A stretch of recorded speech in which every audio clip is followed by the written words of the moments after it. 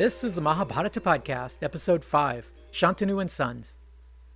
I'm pretty excited about this episode because we finally get the main story underway. I must confess, however, that I am skipping one story to get there. It is about a king named Yayati. Yayati is the common ancestor of both Krishna and the Pandavas, so I'll use that as an excuse to save his story for when I get into Krishna's birth and childhood. Yayati's tale comes right after the story of Bharata, but actually takes place much earlier in time. I imagine that its role in the epic is mainly the same as that of the tale of Bharata. It tells us about one of the founding fathers of the dynasty. In terms of nomenclature, the heroes of the story are identified by three founders. The first would be the dynasty founded by Puru, who was Yayati's son. Thus, our main characters are sometimes called Pauravas. The second name for this dynasty is Bharata, whose founder we met in the last episode. And the final name, which is used most commonly, is Kuru, from which we derive the name Kauravas, or descendants of Kuru. Kuru was a descendant of Bharata and ancestor to the main characters in the story. Kuru's main claim to fame was that he recovered the kingship of Hastinapur after his people were driven out by the neighboring king of Panchala. Thus, the 100 sons of Dhritarashtra are often referred to as the Kauravas. Before I get started with Shantanu, I would also like to comment on the last episode about King Dushanta, Shakuntala, and their son Bharata. It is strange that despite Bharata's significance, after all the book is named after him, he plays a very minor role in it. In fact, other than the vague description of him conquering the world, the only detail we get about him is this sordid little story about his birth and legitimacy. Now, I imagine most kings act like jerks on occasion, but Dushanta comes across as a real prick, and his son Bharata is just a cardboard cutout representing powerful kingship. One of the great things about this epic is that the main characters have real depth to them. You can examine their actions and motivations from many different angles and always come up with new vistas. This is definitely not the case with Bharata, and I find that surprising. In any case, the characters that really matter begin with Shantanu, his wife, and his sons. So now things are getting interesting. The Mahabharata always steps back to take a run at things, and the story of Shantanu is no exception. It actually starts before he was born, with his father Pratipa. Unlike the other kings we've seen so far, who were mostly compulsive hunters and warriors, King Pratipa lived like a monk or a yogi. He spent years by the bank of the river Ganges in prayer. One day, as he sat there, the goddess of the river assumed the form of a woman and sat on his lap, specifically his right thigh.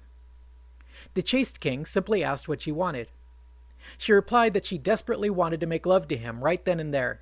She insisted that it was a man's dharma never to deny a woman who asked for his services. But this king was too pious for that. He pointed out that she had sat on his right leg, a spot reserved for one's children. Had she sat on his left leg, which was for lovers, then that would have been another matter. But alas, he could only consider her as his daughter, and to make love to her would be sinful. He suggested that she should instead hook up with his son. He didn't even have a son yet, but the goddess Ganga consented, only stipulating that the boy never question her actions no matter what. Then she left to await the birth of King Pratipa's son. Though old and chaste, the king managed to have 3 sons, Devapi, Shantanu, and Bhalika. The oldest son Devapi, while still a child, decided to outdo the old man in holiness, and he left for the forest to become a hermit. This begins a pattern that we'll see in each of the coming generations. The first son is passed over and the kingship is given to the next in line, which in this case was Shantanu. As for Shantanu's younger brother Bhalika, little more is heard of him. There's a passing reference that he had helped his brother in warfare, but he must have died childless, because his descendants never intruded on the questions of inheritance that came later. Shantanu was truer to his caste than his father. He spent his time hunting instead of praying, and when he encountered a beautiful woman along the banks of the Ganges, he didn't even bother checking whether she had an acceptable pedigree. He wanted her now. This woman was, of course, the same goddess of the river, Ganga. She told him she would be his queen, but only on the condition that he never question her actions, never stop her, and never criticize her. The excited king immediately agreed to her terms, and the two of them entered a period of conjugal bliss. Things went swimmingly for the two of them until she became pregnant. The king was delighted when she gave birth to a fine son, but horrified when, as soon as she was able, she took the infant to the river and drowned him, saying, "I do you a favor," as the child gasped its last breath. Remembering the hasty oath he had sworn to her about keeping silent, he tacitly tolerated this act of infanticide. Amazingly, this pattern repeated itself 6 more times. His wife got pregnant, gave birth to a perfect son, and then drowned him in the river. Finally, Shantanu could take no more of this, and as she took the 8th child to the river, he broke down and stopped her before she could kill the boy. He violated every stipulation in their agreement. He asked her, "Who are you really? How could you commit this horrible crime yet again? Stop this, you evil woman." He even forcibly stopped her at the riverbank. The goddess turned to him and said, "You shall keep this 8th son." She then explained that these sons were the reincarnation of the 8 Vasus, who had been cursed to be born in human form. There are actually 2 versions of this story. The first version says that the 8 immortals, called the Vasus, had once accidentally disturbed a powerful holy man. This sage impulsively cursed them to live a life as mortal human beings. In order to mitigate the disaster as much as possible, they begged Ganga to take human form and give birth to them, and then to set them free immediately. Ganga argued that it would be cruel to the human father to take away all his sons so young. So the 8 Vasus consented to each leave a portion of themselves in the soul of the 8th child and leave him to live a full life. That version of the Vasu's curse was given as an aside during one of the lengthy genealogies. When we hear the full story of Shantanu and Ganga, her explanation is a little different. In this case, she tells Shantanu that the eldest of the 8 Vasus, named Dyaus, was enjoying the heavenly realms with his divine wife when they came across a fantastic cow. This was a really awesome cow, good-looking, nice tail, nice face, and full of milk. Dyaus's wife told him that she'd heard of this cow, and that a drink of its milk could grant one 10,000 years of life. She said, "You see, I have this friend, a mortal princess, who could really use a drink of this milk. Would you please bring me this cow so we could help her out?" Dyaus was truly smitten by this lovely woman, so he eagerly got his brothers together, and they did as she asked. Unfortunately, this cow was owned by the great rishi Vasishta, and this guy was pretty upset to find out his most excellent cow had been stolen. He had divine sight, and so he knew immediately who the culprits were, and he cursed them all to be born as mortals.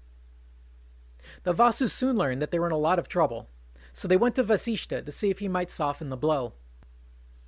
The sage relented slightly, saying that 7 of them would only be forced to live 1 year among us mortals, but that their ringleader, Dyaus, would be cursed to live a full term on earth.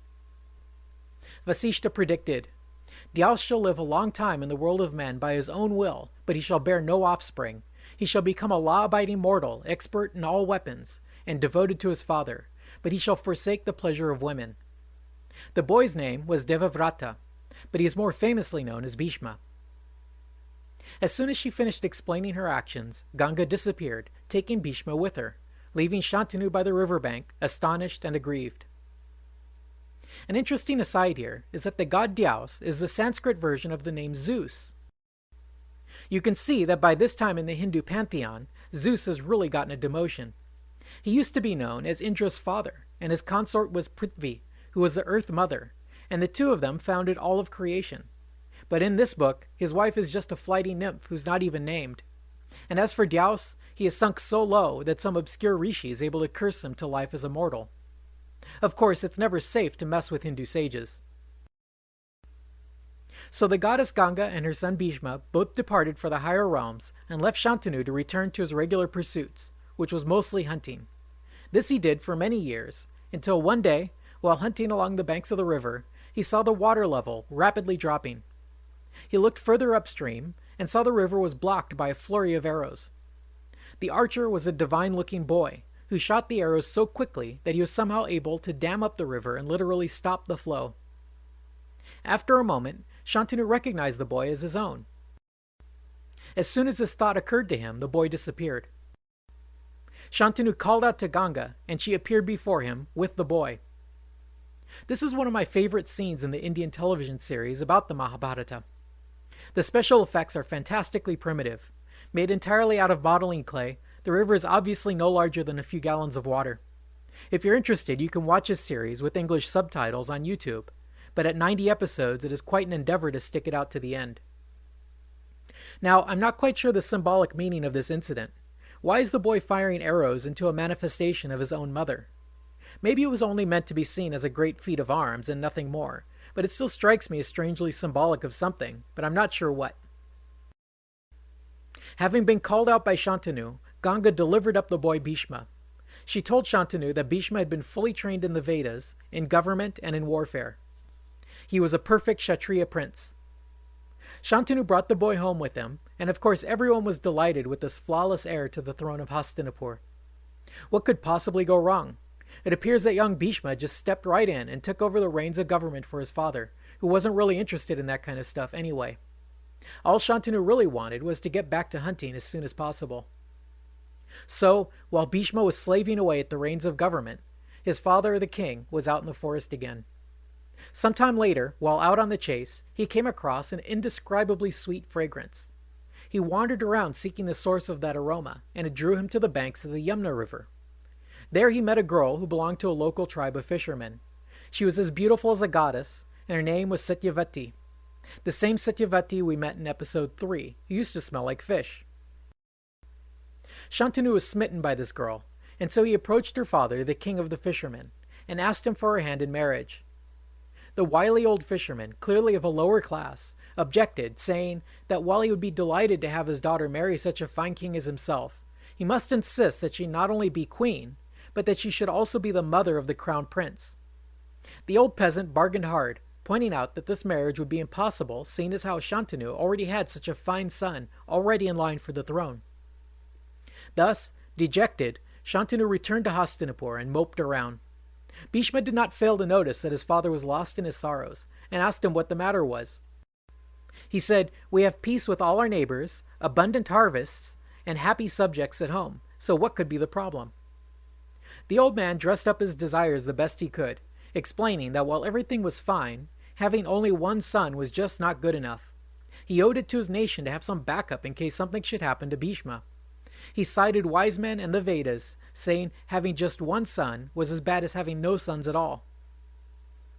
Now, I tend to think of Bhisma as one of those passive-aggressive types, who take their extreme piety and virtue and whack you over the head with it. In this case, not satisfied with his father's answer, he investigated the matter some more, and this led him to the Fisher King and his fragrant daughter. It seems Bhisma already had something in mind, because when he went to meet this fisherman, he brought his father's senior advisors along with him, presumably to be witnesses. The Fisher King repeated his demands to Bhisma, and Bhisma tried to solve the problem by swearing an oath. He said he would forsake the throne in favor of Satyavati's offspring. The fisher replied that this was all very noble of him, but it wouldn't do. After all, once Bhisma became a father, competition for the throne would be unavoidable. So Bhisma swore a second oath, with the senior nobility as his witnesses, that not only would he give up his claim to the throne, but he would also never marry nor ever have any children. This incredible act of piety and renunciation echoed through the higher realms. In the sky, gods and apsaras gathered round and showered him with flowers, saying, "He is Bhisma, the awesome one." At this, the fisher agreed, and Bhisma loaded up the girl and headed back to Hastinapur. As Bhisma delivered the happy girl to his father, Shantanu was so pleased that he granted Bhisma a boon that he would be able to choose the time of his own death. We are not told what authority Shantanu had by which he was able to grant this boon, but it is an important fact about Bhisma that he would not die until he himself willed it. In the course of his marriage with Satyavati, Shantanu fathered 2 more sons, Trichangada and Vichitravirya.